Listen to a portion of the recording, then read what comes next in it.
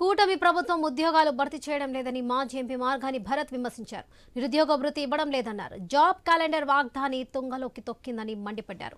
మార్గాని భరత్ ఆధ్వర్యంలో రాజమండ్రిలో mega job Mela నిర్వహించారు. ఇందులో 70 కంపెనీలు పాల్గొని ఇంటర్వ్యూలు నిర్వహించాయి.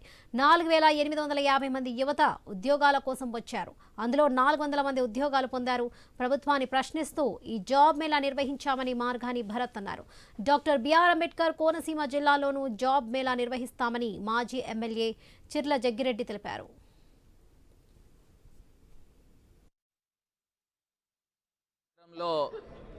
మెగా జాబ్ మేళా ఆర్గనైజ్ చేసి ఎంతో సక్సెస్ఫుల్గా సుమారుగా 4000 మంది పైచిలకు ఇవాళ స్టూడెంట్స్ అందరూ కూడా ఇక్కడికి రావడం జరిగింది.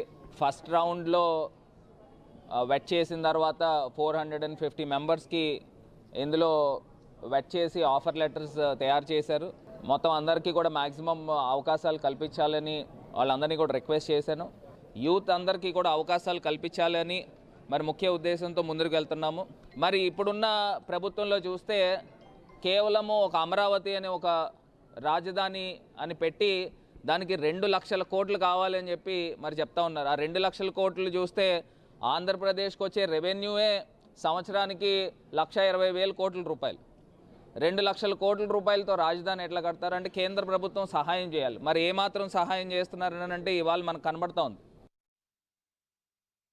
ఈరోజు ఏదైతే మరి రాష్ట్ర ప్రభుత్వం కేవలం ఒక అమరావతి మీద దృష్టి పెట్టి యువతలందరినీ కూడా పక్కన పెట్టినటువంటి తరుణంలో ఈరోజు 1500 మంది వస్తారంటే సుమారు 4800 మంది వచ్చి సుమారు 450 మంది జాబ్స్ ఇక్కడ తీసుకున్నారంటే ఇదే ఒక ప్రత్యక్ష ఉదాహరణగా కనిపిస్తూ ఉంది.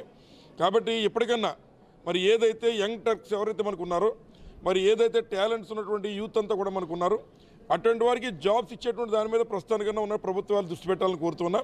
మరి దేశంలోనే యూత్ ఫోర్స్ ఎక్కువ ఉన్నటువంటిది ఇండియా, అట్లాగే రాష్ట్రంలో అన్ఎంప్లాయ్మెంట్ ఎక్కువ ఉన్నటువంటిది ఆంధ్రప్రదేశ్. మరి ఏదైతే ఉన్నటువంటి నాయకులు కూడా దీని మీద దృష్టి పెట్టి మరి ఇవాళ భరతరామ్ గారు ఒక మంచి కాన్సెప్ట్ని తీసుకొచ్చి ఎంతమందికి జాబ్స్ ఇచ్చారో అధికారంలో ఉన్నటువంటి మీరు దాని మీద దృష్టి పెడితే ఇంకా ఎక్కువ మంది చేయగలుగుతారు. ఎప్పటికన్నా చేయాలని కోరుతున్నాం మేము.